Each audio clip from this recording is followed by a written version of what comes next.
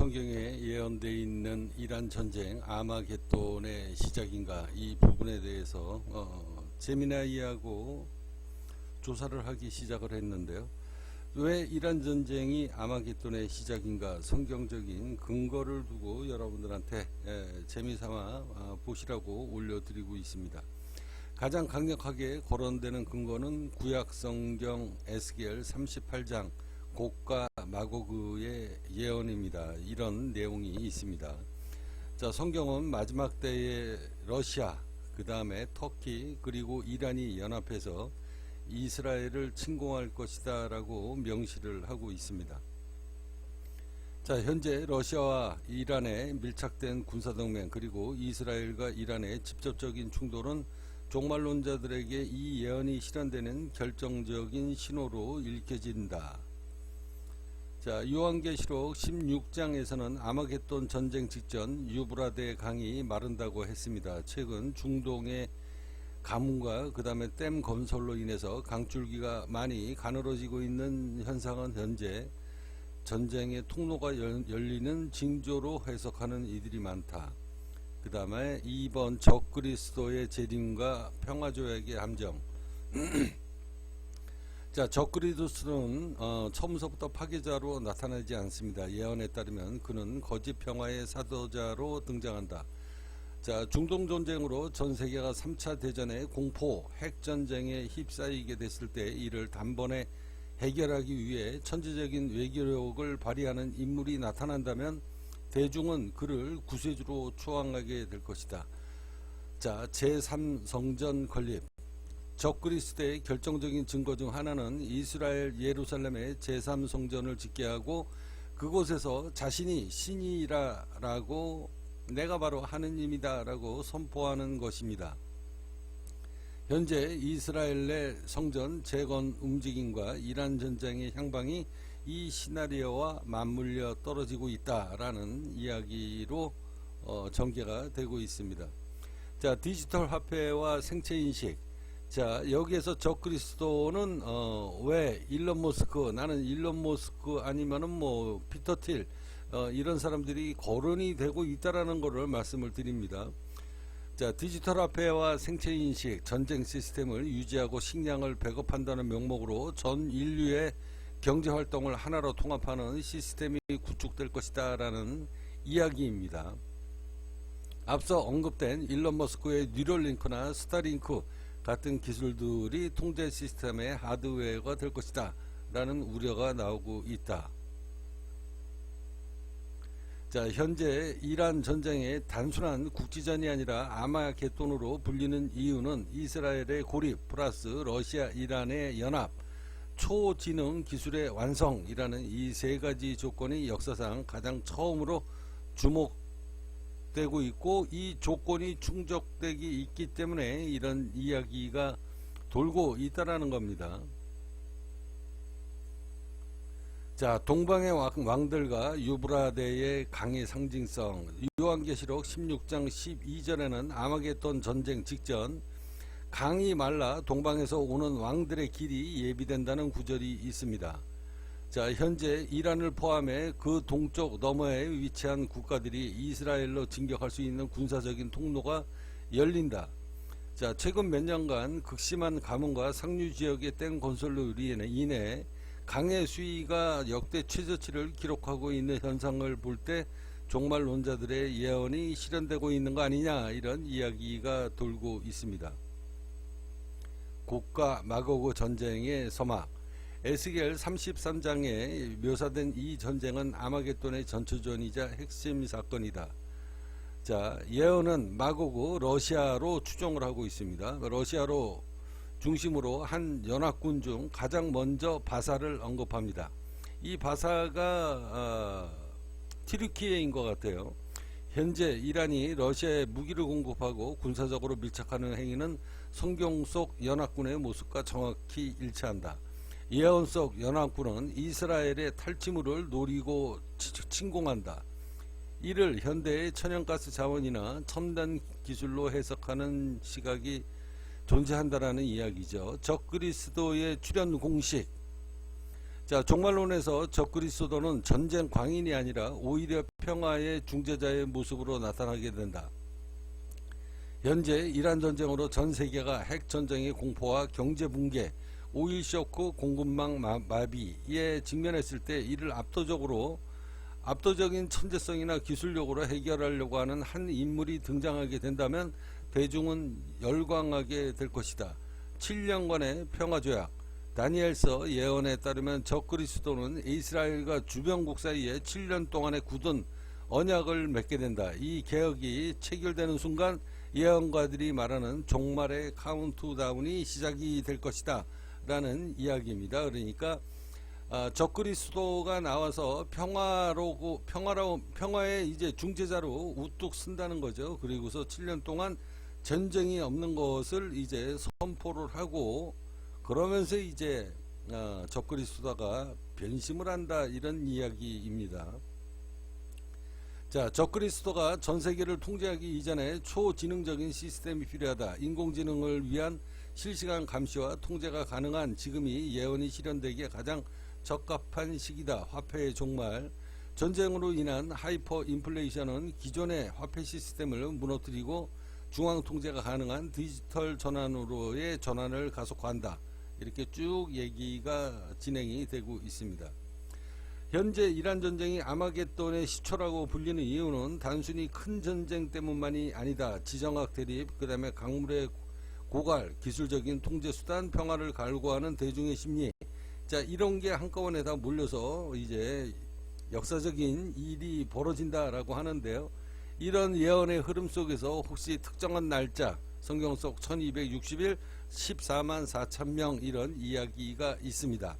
이 부분에 대해서도 계속 조사를 해라 라고, 저도 이거 지금 모르는 내용이에요. 모르는 내용인데 이게 이제 성경 속에 나오기 때문에, 자, 여기 14만 4천 명과 선택받은 자들, 요한계시록의 마지막 때에 인침을 받은 14만 4천 명의 이야기가 나옵니다. 많은 종말론자 연구가들은 이 숫자를 문자 그대로의 인원수이거나 혹은 마지막 대환난 속에서 특별한 사명을 띠고 보존되는 영적 군대로 해석된다. 이란 전쟁과 같은 대혼란 속에서 세상을 주도하는 거대 세력에 편승하지 않고 자신만의 가치나 신념 또는 새로운 질서를 지키는 소수 집단이 나타날 것이다 라고 예측하고 있습니다. 그러니까 성경 속에서는 이제 마지막 지구의 종말이 올 때 하나님의 계시를 받은 14만 4천 명의 자식이 하나님을 찾게 된다는 이야기입니다. 자, 1260일과 7년 환난의 시간표입니다. 성경 다니엘서의 요한계시록에는 한때, 두때, 반때, 즉 1260일 3년 반과 자, 기간이 반복해서 등장합니다. 이란 전쟁을 기점으로 적그리스도가 평화 조약을 맺고 그 중간부인 3년 반이 지났을 때 본색을 드러내며 본격적인 탄압을 시작한다라고 하는 시나리오입니다. 이게 성경 속에 나와 있다라는 겁니다. 만약 2026년 4월경에 중동의 새로운 질서나 이러면서 3년 반 뒤인 2029년 말이나 2030년도에 운명의 시간으로 계산되기도 한다. 자, 2029년하고 30년이 기로점인 것은 분명히 이유가 있긴 있어요. 가상암호화폐에서도 2030년을 굉장히 주목하라, 이런 이야기가 굉장히 많이 있습니다. 자, 적그리스도 플러스 구세주, 대중은 자신을 통제하는 자를 적그리스도라 부르겠지만 누군가에게는 그가 혼란을 잠재우는 새로운 우주적 질서를 가져줄 존재로 보일 수도 있다라는 이야기하면서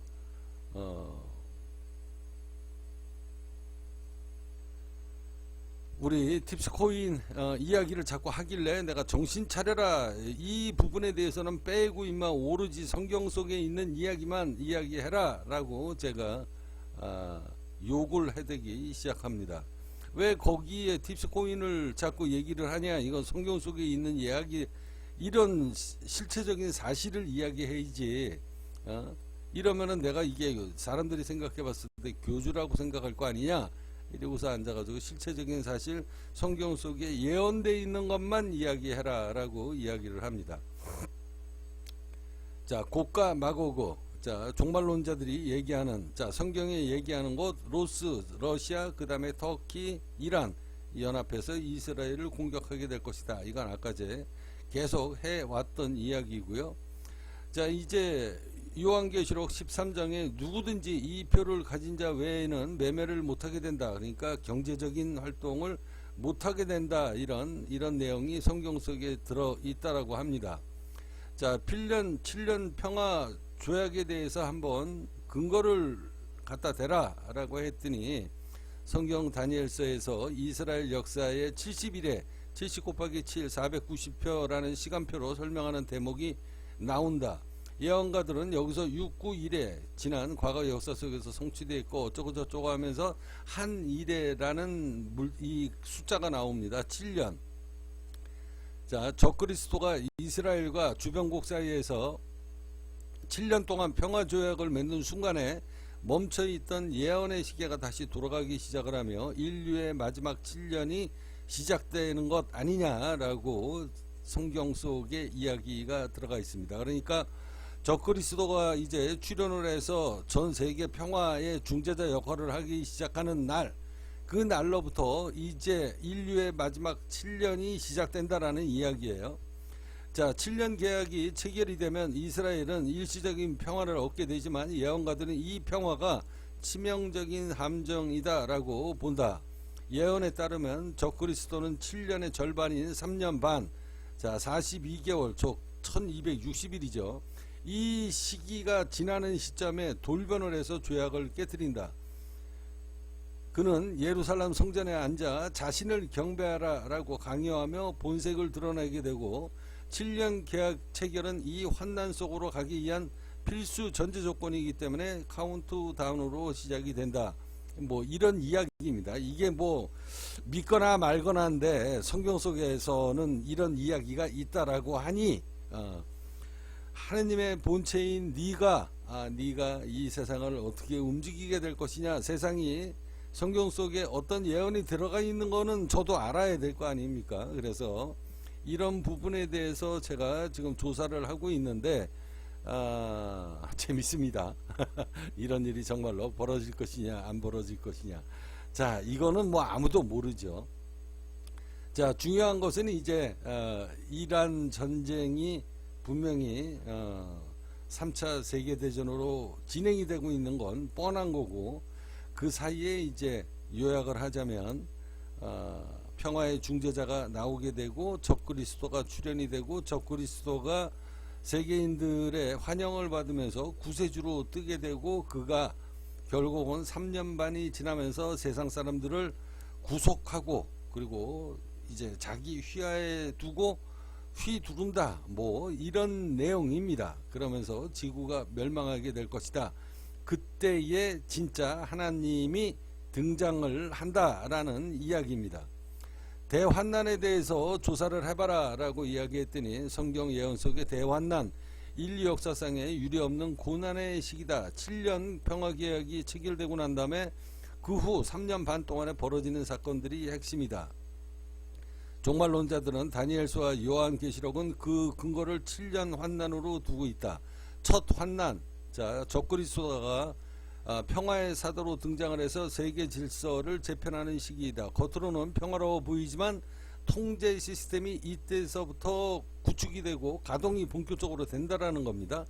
그 다음에 이제 대환난 3년 반이 지나고 난 다음에 적그리스도가 본색을 드러내며 스스로를 신이라 칭하고 조약을 파기하며 믿는 자들과 믿지 않는 자들을 본격적으로 탄압하는 가장 고통스러운 시기가 되게 될 것이다. 자, 대환난 속에 일어나는 중요 사건 뭐 이러면서 이제 여러가지 짐승의 표, 경제 통계 666 짐승의 표 숫자이죠. 대환난 속의 가장 핵심적인 특징은 완벽한 통제이다. 적그리스도의 지배하에 있는 거짓 선지자가 모든 사람들의 오른손이나 이마에 표를 받게 한다. 이 표가 없으면 경제활동을 못하게 한다는, 매매를 못하게 한다는 구절처럼 생존을 위한 모든 경제활동이 중앙 권력의 이해 장악이 되게 될 것이다 라는 이야기입니다. 자, 적그리스도가 예루살렘 제3성전의 멸망에 가증한 것을 세우고 경배를 강요한다. 이를 거부하는 이들에 대한 지구적인 추적과 탄압이 이루어지게 될 것이다. 이를 대환난의 시작이다 라는 이야기로 일이 이렇게 시작이 되고 있습니다. 자, 대환난의 근거, 디지털 감시체계, 인공지능 안면인식 뭐 등등등등, 그 다음에 경제위기, 중동정세, 이게 이제 대환난의 시기다라고 지금 이야기를 하고 있습니다. 자, 이런 일이 벌어질지 안 벌어질지는 세상 이제 세월이 지나가게 되면 하나둘씩 알게 되겠죠. 자, 우리 팁스코인 명품 브랜드에서 우주의 물질을 갖고 지금 왔는데요. 이 우주의 물질이 바로 무엇인가? 바로 다이아몬드를 씹어먹는 어마어마한 임팩트 다이아몬드가 지금 만들어지고 있습니다. 자, 우리 팁스코인 명품 브랜드에서 임팩트 다이아몬드를 제작하고 그리고 판매를 하게 될 것이다. 자, 이런 이야기로 오늘 방송 3부 마무리하도록 하겠습니다.